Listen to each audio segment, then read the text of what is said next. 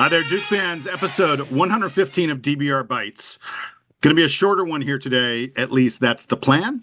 The plan doesn't, uh, we think that we're only going to be on for a little bit of time, but Donald's with me. I'm Jayson. Doesn't always work out that way, Donald, does it? No, this is going to be a 90-minute episode.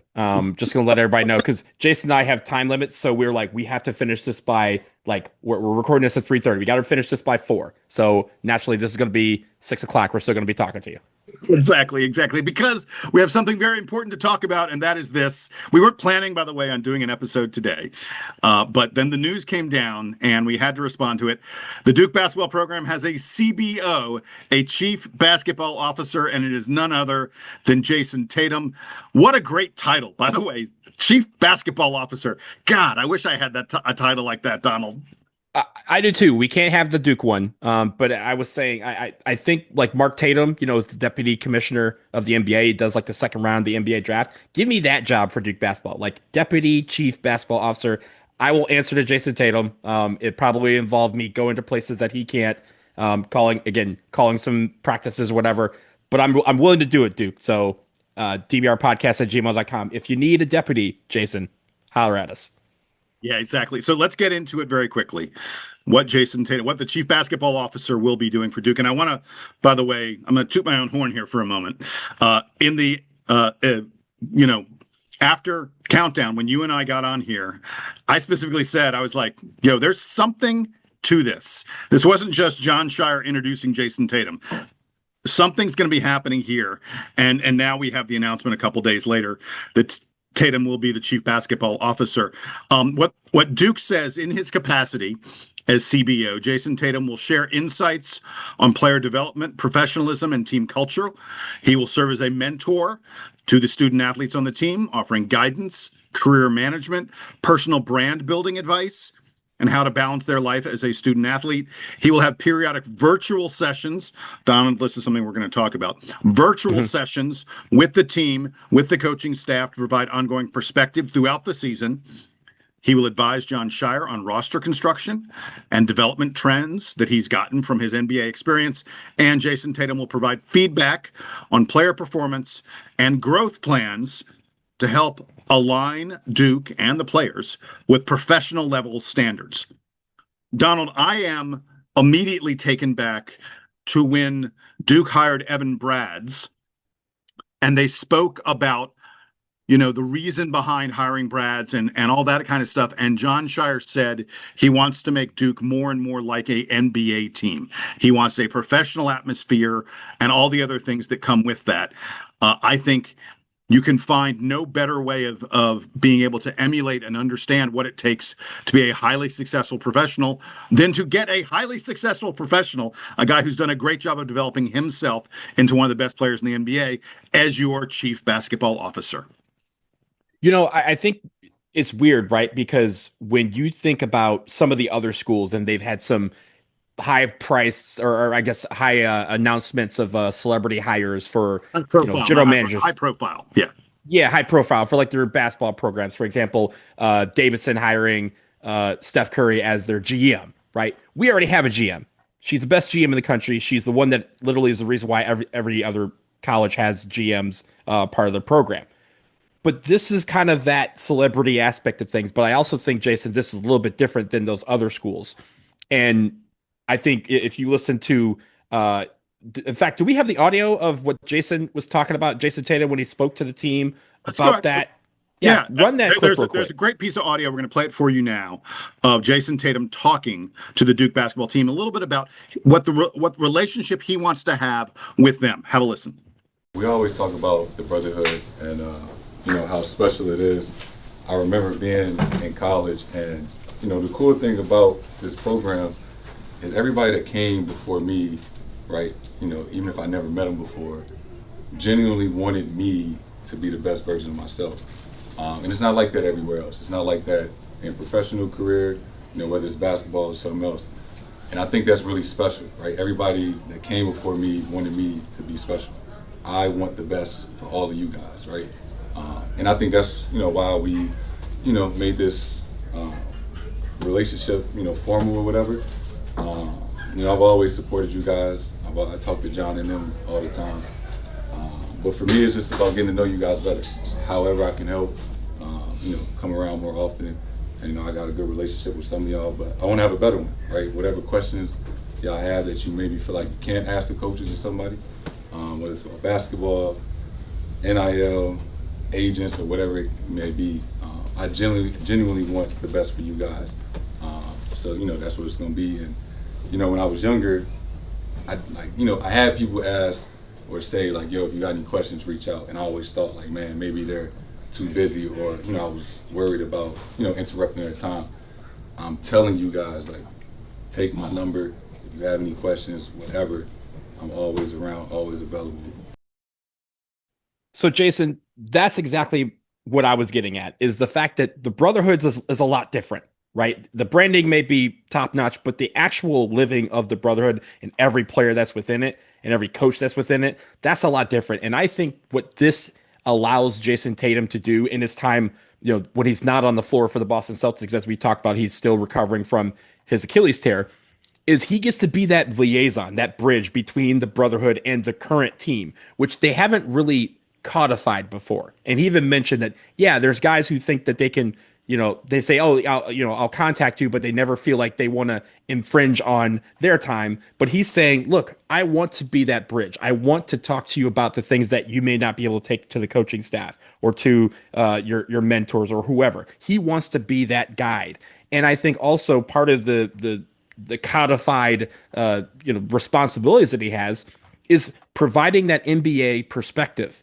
Hey guys, this is what you're doing. This is how we're receiving you in the NBA. Here's what, because they talk all the time too. All these NBA Brotherhood players, they're all talking to each other. They're on the same teams as each other. So they're going to be saying, hey, that Duke game last night, what did you think about it? What needs to happen? What needs to improve? And I feel like that is key knowledge that no other school is willing to, at least on a codified level, provide to their student athletes. That's what's going to give Duke the leg up in some of these recruiting battles of, hey, you don't have a one way roundabout way to get to Jayson Tatum. Jayson Tatum will call you directly and tell you what's going on, tell you how you're being received by the NBA, that towards the end of the season, this is going to be great when you're talking about NIL dollars, when you're talking about whether to go pro or stay in college. He's going to give you that feedback. And to have that bridge between the Brotherhood that's currently in the NBA, some of the other liaison with the Brotherhood that may not be playing anymore or in other aspects of life, and the current players on the team, that is a huge, huge boost for this program. Well, and what's more, I think that what Tatum is saying in that piece of sound we played a couple moments ago, he wants to develop a relationship with these players.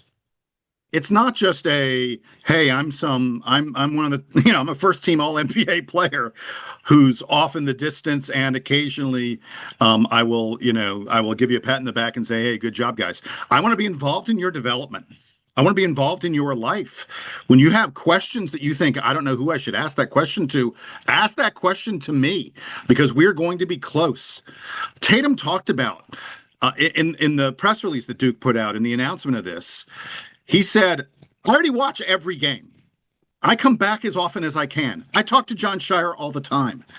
But he said, this is a chance to formalize my relationship with the program and broaden my ability to impact the players and the culture. And he said, as former players, we share the responsibility of supporting the next generation of Duke basketball. Donald, Jayson Tatum was on campus for a year, maybe less than a year, if you consider when he went off to start training for the NBA and stuff like that. And yet he feels such a connection to the program. This is proof the Brotherhood's real. It's not a marketing thing. It is absolutely the real way these guys feel about connecting with each other. And Jayson Tatum, he isn't just giving dollars. I'm sure he gives dollars. The guy makes $60 million. I'm sure he gives dollars to Duke and to the Duke program. It's not about dollars. It is about time and connection and insight.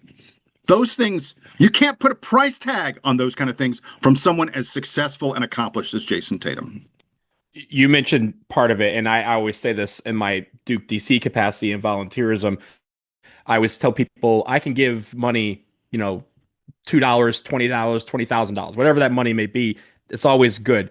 But when I give you 3 hours of my time, that's time I can never get back. That's telling you how much this is worth it to me to spend time on this to make Duke a better place for not just the kids going there, but also for alumni to remain connected. That is what he's doing. He's saying, I don't care that I'm a first team All NBA player. I don't care that I'm an NBA champion, that I'm an Olympian. I have time for you. And for some of these guys, it's one thing. And I think, Jason, the other part of it is on the coaching side. Jon Scheyer would not have gone this route if he didn't think this was something that would benefit the program to formalize that relationship, right? Like we've talked about how he continues to try and bring in some of these different perspectives and bring in these outside, go different routes and kind of think about how to stay current and stay ahead of the times. This is another way to do it by saying you're going to get to talk to Jayson Tatum whenever you want.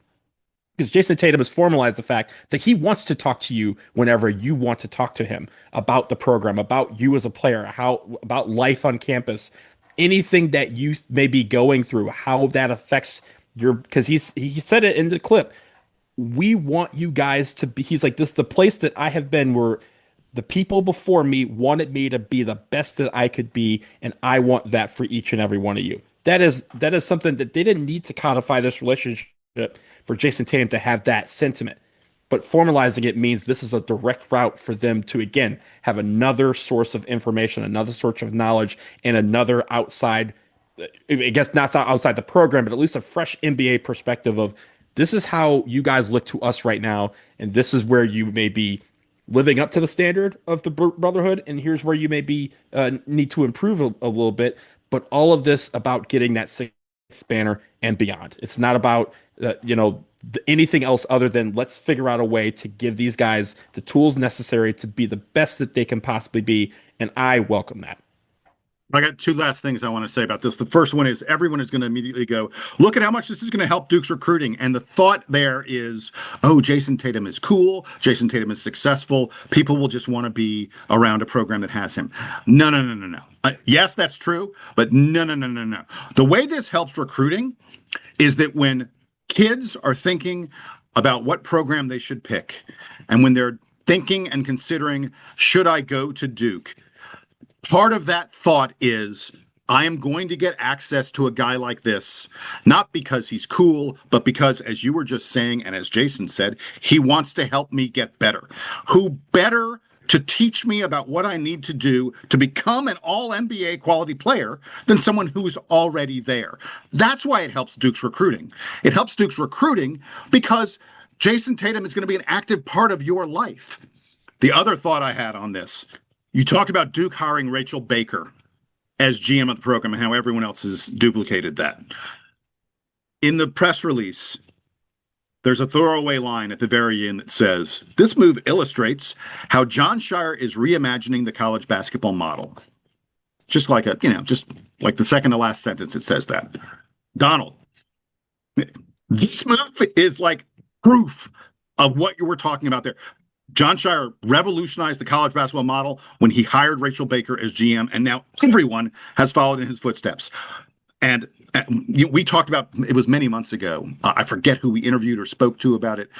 Or maybe it was like a Duke Blue Planet video or something like that, where Jon Scheyer talked about the fact that he and the assistant coaches get together periodically and try and envision the future of college basketball. What's coming next? What are we not thinking about? What are we not seeing that is the next trend happening? And I think that they identified this as something that is part of that next trend. And rather than following it, Duke is setting the trend. And the hiring of a guy like this, by the way, most programs, there are some of them. Sure, a Kentucky has guys like this. There are other programs that have guys that could take this kind of role. You'd need them to be fully invested in the program. But not everyone has a player of the stature of Jayson Tatum who can just waltz out there and take a role, or who even wants to take a role like this. But this is Jon Scheyer identifying we have something unique. We're going to do something different. Coming to Duke, being a part of Duke, being a part of the brotherhood, provides things that no one else does. It is Jon Scheyer, to quote the press release, reimagining the college basketball model. Well, just two quick responses to that. First, when you're talking about recruiting, yes, Jayson Tatum is not going to be in these guys' living rooms, but it will be funny when, Jon Scheyer, hey, excuse me 1 second, and he answers his phone. Oh, hey, Tatum, what's up, man? And just, again, reinforces the fact that if you come to Duke, people are going to be, there's a lot of guys at the world at your fingertips, including a guy who actively is seeking to be a part of this program. I think also, Jason, this model, this reimagining the model, I'm sure all these celebrity, high-profile hires for general managers they're all going to be fired from their positions. They're going to be now or retitled as chief basketball officers as they start to, again, follow the example being set at Duke. And I think that's great. The fact that we are the trendsetters of everything that's kind of happened over the last couple of years from an organizational, structural standpoint for not just basketball, we've seen it now in football. The fact that we were kind of the trendsetters for that is amazing. And now this is the next step of that process. Again, staying ahead of everybody. One step ahead means we can be able to react quicker when the rest of college basketball changes. Super fast. I just remembered something that we talked about kind of earlier and we didn't get to. The notion that they mentioned that he would have periodic virtual sessions with the team. I think that's an allusion, and you talked about this, to the fact that once the NBA season really gets going, Tatum does need to be a part of the Boston Celtics, needs to be Correct. up there a lot of the time. And I think what they're sort of saying is, for the moment, my bet is, and we've seen, he'll be at Duke as much as he can be as he's doing his rehab and the such. But as he gets a little bit better, as the NBA season moves along and he needs to be with his Boston teammates, he will continue to play a role. It'll be a virtual role. But, and honestly, Donald, you and I are currently doing something virtually and having the same conversation that we would have if we were face to face. Not a big hurdle for someone like Jayson Tatum to be able to communicate with guys over Zoom or whatever else it may be. Yeah, absolutely. Again, the world of technology has made the world that much smaller. So even if he's in Boston on the bench at Boston after the game, he can take a phone call. He can jump on a Zoom during the day when he's not at practice. Those are easy things to overcome. But again, the formalization of this relationship and this partnership is what makes this really important.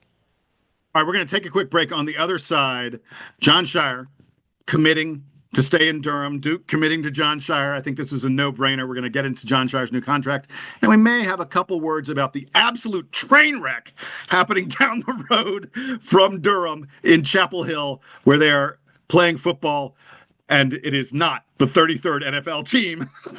We'll touch on that in just a moment.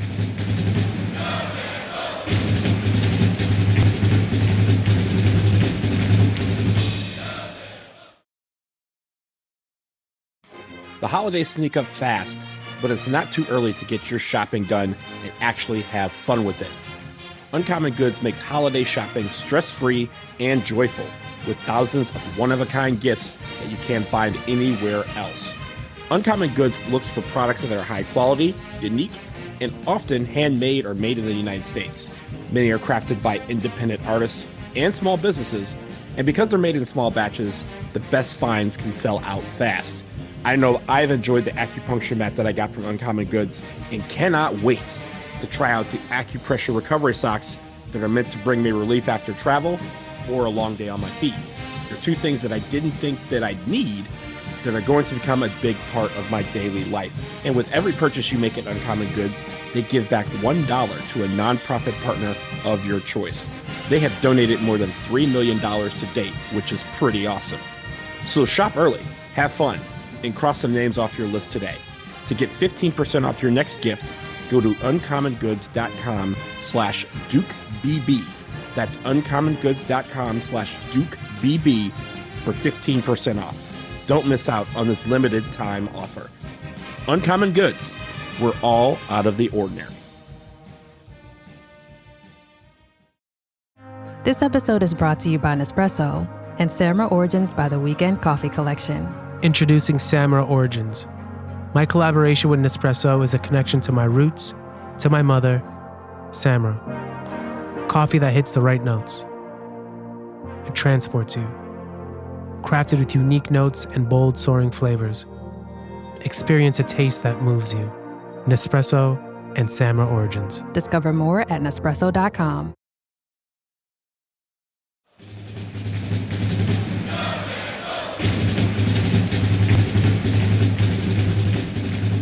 All right, we're back from the break here on DBR Bites. We're going to try and get through things kind of quickly. We're doing another story about a press release, Donald. We love press releases. Yeah, Duke has announced that they have extended Jon Scheyer's basketball contract by 2 years. He will now last through the 2030-31 season. So essentially 6 years from now, he had 4 years remaining on the deal, and they have extended it by another 2 years. I don't think any of this should come as even the mildest of surprises that Duke has extended Jon Scheyer a little bit. I would imagine that Duke, they just don't want Jon Scheyer's contract to get to the point where he's thinking about it at all. Like, oh, there are 4 years left. Let's just tack a couple more years on there. Jon Scheyer has, of course, earned this extension by his phenomenal performance in his first 3 seasons, winning a couple ACC titles, making a Final 8, making a Final 4 last year, having the program redefining college basketball, as we were just saying. I think that my bet is that although Duke doesn't talk about salaries, that Jon Scheyer's salary is getting a nice little boost in this stuff. Scheyer, because he had been hired from an assistant to be head coach, he wasn't coming. We were essentially giving him a big raise from some other program. Scheyer was one of the, at least, according to reports, was one of the lower paid coaches in the ACC, not at the very bottom, but in like the bottom half. My bet is that he has now moved pretty far up the ranks of ACC coaches in terms of salary. Deserves every penny of it, and I think it was, as I said, an absolute no-brainer for Duke to sit down with Jon Scheyer and make sure he's on board for a little while longer. Yeah, I mean, first of all, well deserved. The fact that he has gone to a Final Four in his first 3 seasons, yeah, sure, he's going to earn that pay bump, and yeah, like you mentioned, it's probably going to be somewhere. He's getting a nice boost financially. He's also getting that extra couple years, which honestly he didn't really need, because this feels like it's going to be something that we're going to talk about every couple years as we go along, and hopefully it goes on for a very long time.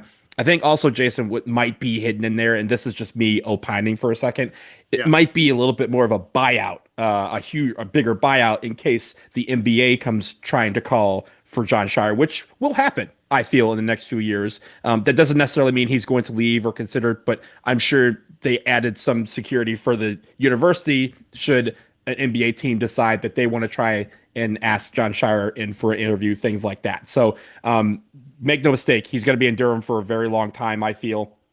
And this is just them reinforcing that relationship between Scheyer and the university. I think we're going to see a lot more contract extensions in his future. Yeah, exactly. And it's worth noting, by the way, that Jon Scheyer has led Duke to 89 victories in his first 3 seasons, averaging almost 30 wins a year, which is outrageous. Which is, I think, the most in ACC history for first 3 years. Well, in Division I history, he is tied with Brad Stevens at Butler and Brad Underwood at Stephen F. Austin. Before Brad Underwood went to Illinois, like that. But when he was at Stephen F. Austin, he is tied with Brad Stevens and Brad Underwood for the most victories by a Division I head coach in their first 3 years.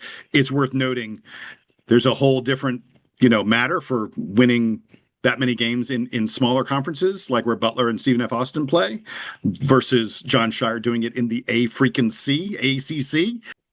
The thing about Scheyer is it's following the legend is like impossible.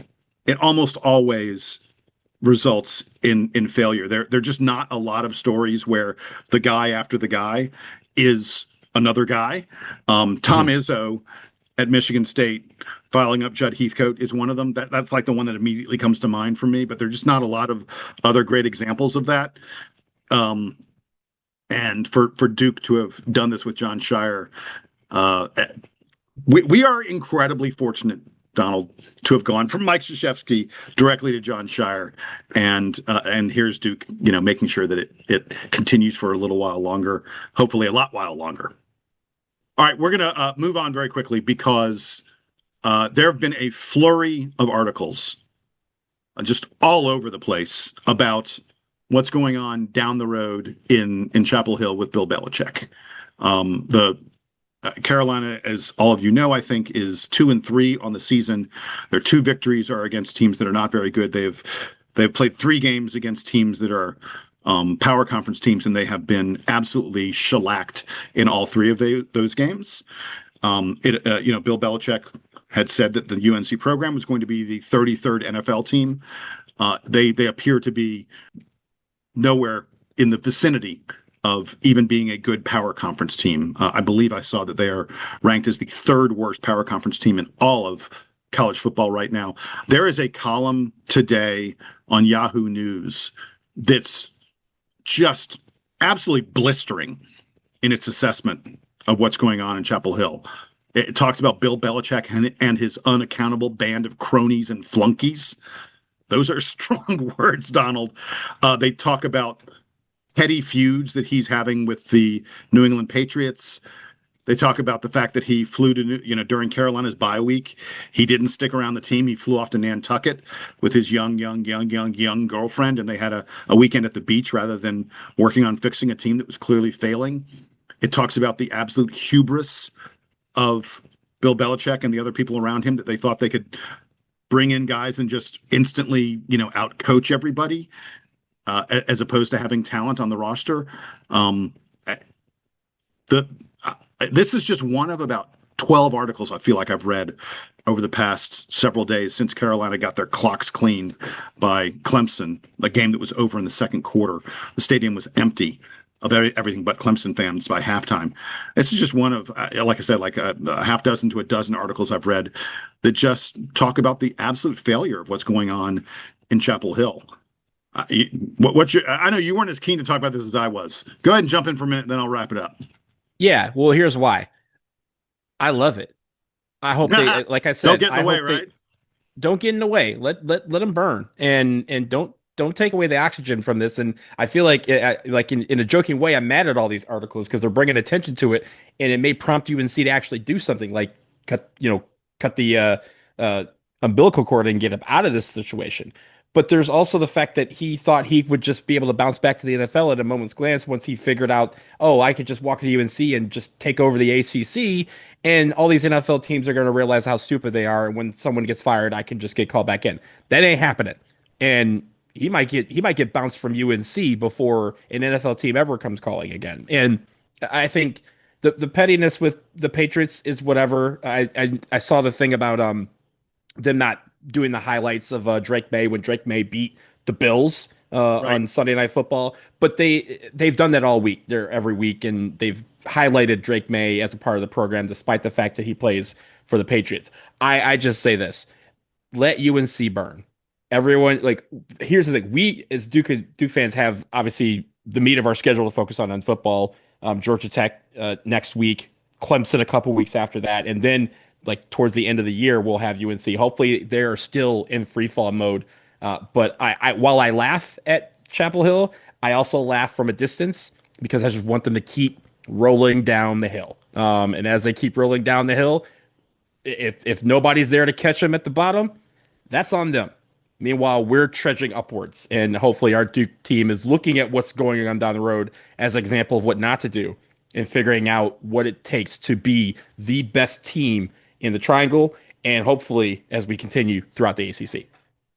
My last word on this is I want to mention something that I think not enough people are talking about, which is Bill Belichick brought a NFL guy with him to be the GM, to handle player personnel decisions, NIL, and all that other stuff for the UNC football program. He's a gentleman named Michael Lombardi. He is responsible for assembling the roster that Bill Belichick then coaches, and he obviously did a horrendous job in the transfer portal last year. They brought in 70 new players to Chapel Hill, and precious few of them are guys who are actually talented enough to be playing at this level. And that has become abundantly clear as UNC has gotten their clocks cleaned time and time and time again this season. Well, I think it's worth noting that Michael Lombardi is still in the process of assembling the team for next year for UNC. He has already signed 36 incoming freshmen in the class of 2026 who will be a part of UNC's team next year. Now, maybe Michael Lombardi got a lot smarter and a lot better at talent evaluation and a lot better at figuring out how to spend NIL dollars since he blew it in the transfer portal last spring. I doubt it, but maybe he got better. But it's far more likely that this guy still doesn't know what he's doing at the college level and that he has done a terrible job of assembling Carolina's incoming freshman class. And it's a huge, massive freshman class. Donald, I said 36 players. Duke signed 18 so far. Carolina's double. And there's I think Carolina is currently set up. This is not a one-year problem. I think they're set up to be bad for years and years because it's clear the people in charge of bringing in talent don't know what they're doing. Well, hang on that, because you said 36 have been signed by UNC. Signing day is not till December. Right, that's true. There's plenty of time. Yes. They're committed. There's and as we know, and not just UNC, but everywhere, right? There's a lot of people who flip between the end of the regular season and the signing day, which is usually like the middle of December when it opens up. There's a lot of people who like to flip and oh, I was going to one school and then last minute they switched to another school. I talk about Bryce Underwood all the time. He was going to LSU until like the day before signing day. He backed out and committed to Michigan. A lot of money would help them with that, but I think if UNC continues to roll down the hill, that 36 is going to become way less than that very quickly because teams are going to go in and go say, do you want to be a part of that rebuild? Yeah, I didn't think so. Come over here where you will have a chance to compete for championships as opposed to there where you're just going to be part of the ship that's already sunk. Well, and there was an article this week that I think every UNC football recruit probably got a copy of in their inbox from some anonymous source that talked about the fact that the coaches at UNC are not very connected to the players, that the coaches are not connected to the families of the players. You know, that there are parents out there who say, like, you know, I don't know what they're doing there. They're not talking to us. They're not communicating with us. You know, all these articles have just been the worst kind of publicity possible for a program. And yeah, if you're Carolina has signed some 4-star guys from high school who look like they're going to be really good players. If you're one of those guys, you got to be questioning what you're doing. And it's worth noting, I am sure that what Carolina was thinking when they hired Bill Belichick was, we're going to be able to bring in guys on the cheap. We're going to be, you know, people are going to be like, I'm willing to take a little less because this is Bill Belichick. And he's a genius, and everything's going to be great. And I'm going to be playing for a national title at UNC.